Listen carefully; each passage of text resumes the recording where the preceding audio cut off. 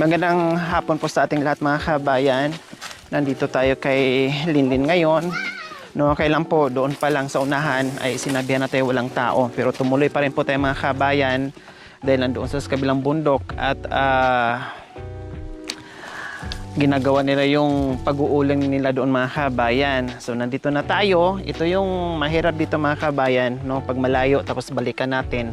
Talagang grabe yung pagod ng buong team. Tulad nito, maglalakbay ka ng 5 kilometro, lakarin mo. Tapos pagdating dito, wala sila. Kaya minsan, pag merong pinababalikan, no, pag kaya ng team, no, matatagalan, no? Pag hindi kaya, talagang hindi kayang balikan, talagang hindi na mapupuntahan or hindi namin mabalikan, no? So, ngayon, mga kabayan, napapansin nyo, pag nandito kami sa kabundukan, wala kaming dalang bigas. Pero ngayon, meron kaming nag-hire ako ng magbubuhat ng grocery at bigas mga kabayan, no, para maihatid dito sa malayong o liblib na lugar dito kay Linlin. So ngayon mga kabayan, may dala tayong trapal dahil kagustuhan ng ating sponsor, no, bigyan ng trapal or malagyan temporary ng trapal. Yun po yung sabi ng ating sponsor, no. Bago natin sila puntahan doon sa kabila, ilagay ko muna yung trapal. Actually, hindi lang trapal yung dala ko. Nagdala pa ako ng bigas, nagdala pa ako ng groceries kanila. Okay, tara mga kabayan. Maraming salamat po sa ating sponsor from Secret Scorpio. Siya po yung ating sponsor dito para sa trapal ni Linlin. So ito po mga kabayan, maglalagay tayo ngayon ng trapal.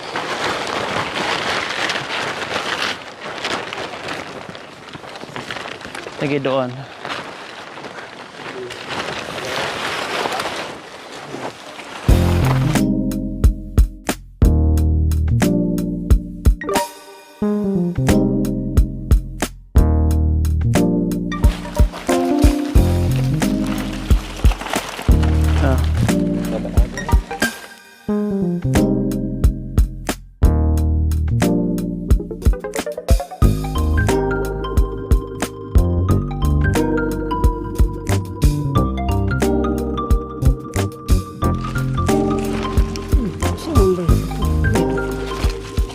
So ayan po mga kabayan, para pag umulan, at least hindi madisturbo yung kanilang tulog, no? Unlike sa puro dahon. Ang dahon mga kabayan, pag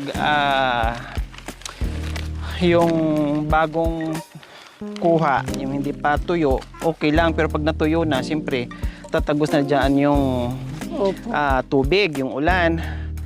Pero pag halimbawa ganyan, pag yung sobra na talagang tuyo mga kabayan, nilalagyan na naman nila ng panibagong dahon ng saging. So ganyan lang po ang ginagawa nila. So ito, ilagay natin sa gilid para yung hangin ay hindi masyadong at mga bitibangso. Papasok. Mga Yung isa, dito na lang siguro mga kabayan. Ito na yung pinakakwarto nila kasi dito na sila matulog. So dito na lang natin itali. Ayan. O, di ba? Hindi na masyadong malamig po mga kabayan.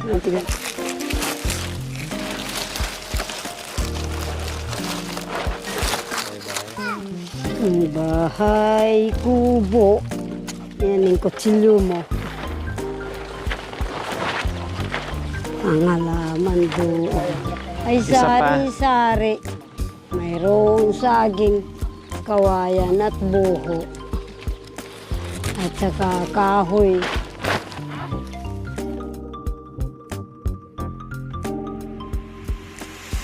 Nandito pa yung mga gamit nila, no, yung saingan nila.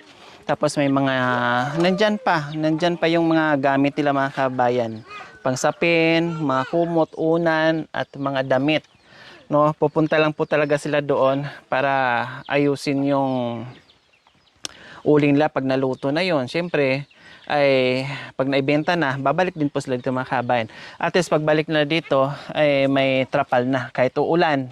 Dahil paparating na naman ang tag-ulan, makakatulog kahit ganyan, no? Kasi sabi ng ating sponsor, temporary lang muna at sana malagyan daw ito ng parang palalagyan niya ng kawayan. So titinan natin mga kabayan. No, ito lang muna yung inutos niya. Sundin natin. Nagpaabot po yun ng 5,000. Binili natin ng trapal, grocery at minabuti ko na rin kasi malayo at alam naman natin yung sitwasyon ng mga katutubong aitas ay talagang salat sa bigas. So, kailang mga kabayan, siyempre hindi namin iiwan dito ang mayari. Aakyat na naman po kami, no? Dadalhin na naman po namin yung bigas at grocery para doon namin ibigay at yung mister na lang niya ang magbot dito. Kung kailan sila babalik dito or talagang dadalhin namin doon para mayroon silang kakainin doon mga kabayan. So, ayan po. Abangan nyo po mga kabayan dahil pupuntahan namin sila mamaya doon. Sabi dito ng kapitbahay nila ay malayo daw, malayo. Kakanta po ako. Dahil naghintay po kami dito. Sa bugaw na buhangin, doon ako naghihintay. Abutin man ang takip silim, maglaho man ang iyong pag-ibig. At kung ako'y pagtaksilan, ikaw pa rin ang ibigin, mamahalin hanggang libing. Sa bugaw na buhangin, doon ako naghihintay. Abutin man ng takip silim, ang langit man anong dilim. Anong tamis ng alaala, mga lumipas na ligaya. Ngunit ngayon'y nangungulila, iniwan mong nagdurusa. Maglaho man ang iyong pag-ibig, at kung ako'y pagtaksilan, ikaw pa rin ang ibigin, mamahalin hanggang libing. Yun po, kababayan. Ako nga pala si Delia. Pangit man ako sa inyong paningin, masasanay rin kayo. Eh?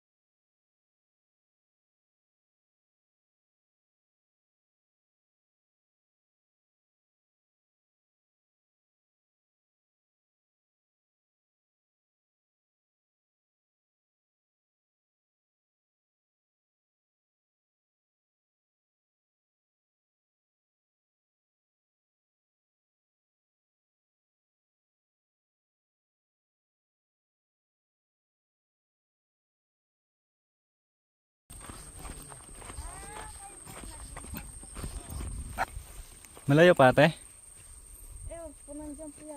Ay, nandyan lang.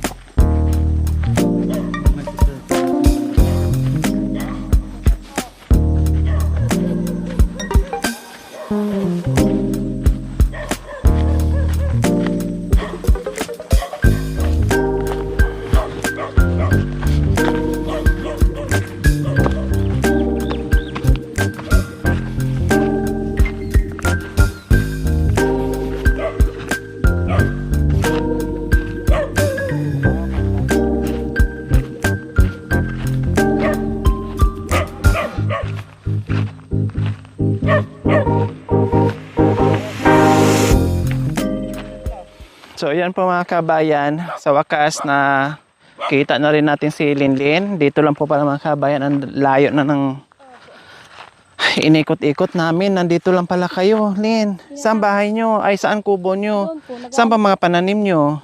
Po, Saan mga pananim nyo? wala na po, natuyo na po yung Anong ginawa nyo dyan? nag-uuling na lang po. Nag-uuling na lang. Opo. Wala kasi, galing kami doon sa inyo, walang tao. Tapos yung bahay nyo, nilagyan ko na lang ng trapal. Ah, Tapos yung pinakakwarto nyo, nilagyan ko din ng trapal. Kanina pa kami ikot ng ikot. ganun po Nandito pala kayo. ba? Nag-aano po kasi kami ng uling po. Nakarating kami sa kabila kasi sabi, nandoon daw. Tapos tinuro naman, nandito na naman daw.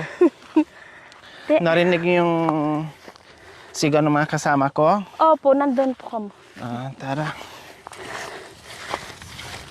Kasi po yung pinapaalaga po sa amin na kalabaw. Kaya po, May inaalagaan kang kalabaw. opo, inaalagaan po ng asawa ko po. Uuwi rin po kami doon kaso tinatapos lang po namin yung Uwi uling. kayo mamaya. Mga ano po, Sabado po. Ay, matagal pa. Opo, kasi Buti po. na lang pala pumunta kami dito dahil kung babalik kami Opo. doon sa bahay nyo, wala. Bukas ay Sabado pa pala kayo uuwi. Kaya po So- may mga uling po. Kasi nagkakalkal po. Luto na yung uli nyo, okay na. Ibibenta na. Opo. Ang layo pala nito, Lin, no? Opo, nilalakad. Diyan lang din po kami nag-iigib po.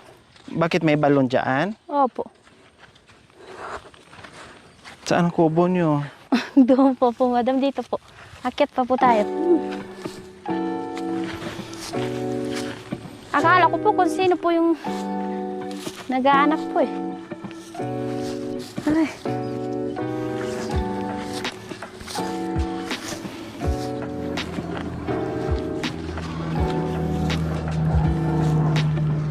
Ayun po, yung kubo po namin.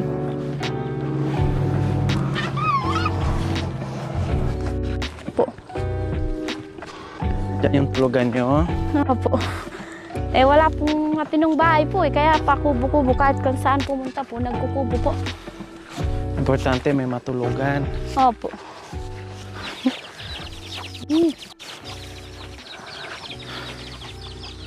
So, nandito na kami mga kabayan. Wala din silang iba ditong bahay, kundi ito lang din. Opo. Yung dahon din ng mga Saging po. saging.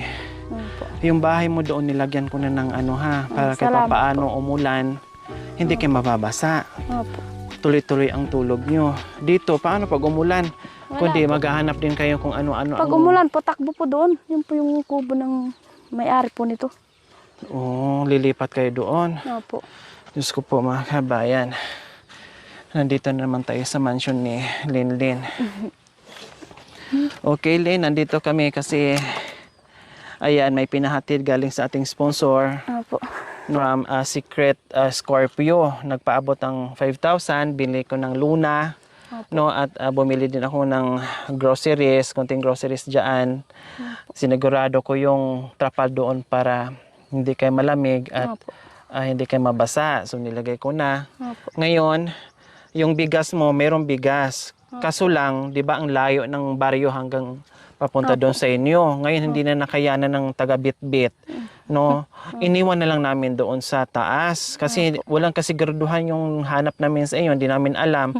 No, nakailang bundok na kami, ang layo na talaga ng narating namin, Lin. So iniwan na lang namin doon.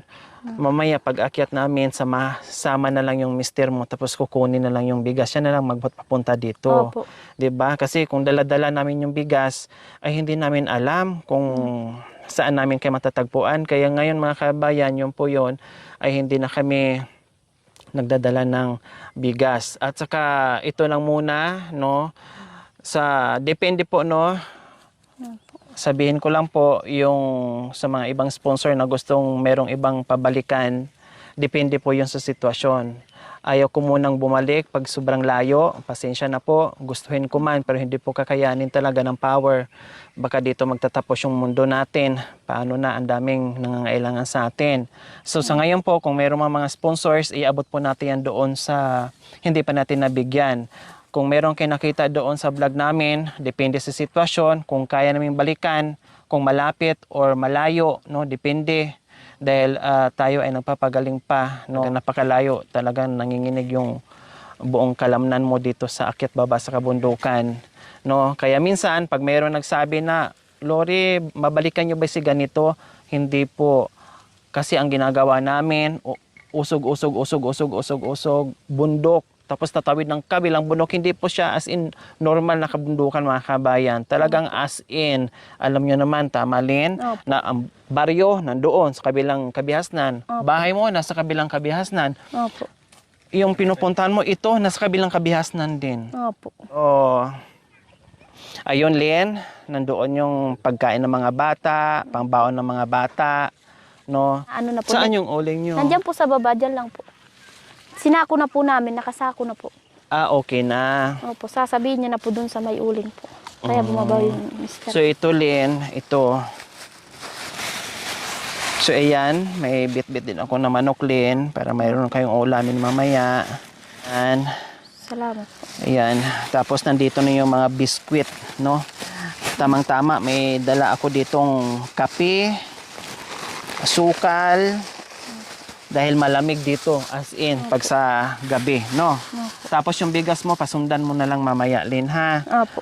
Pasundan mo na lang ni mister mo para makuha doon sa itaas. Opo. So ayan po, maraming salamat po muli sa ating sponsor from Secret Scorpio po. Maraming salamat po sa ganito ang puso. Naway pagpalain po tayo ng Panginoong Diyos araw-araw.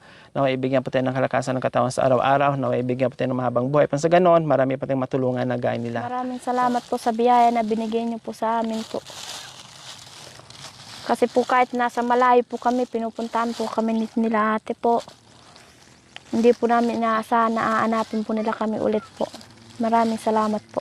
Ayan, walang ano man, Lynn. Opo. So, nasaan na si mister mo para kasama namin? Bumaba na po doon po. Antayin muna natin. Babalik din agad dyan. Pabalik din dito.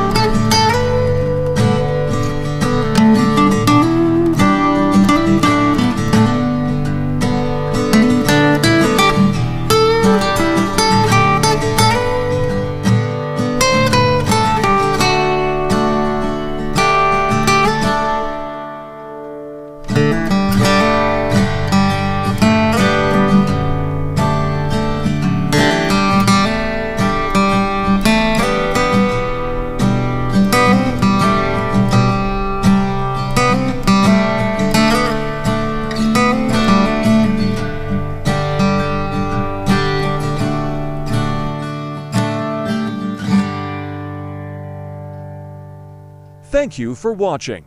Don't forget to like, share, and subscribe.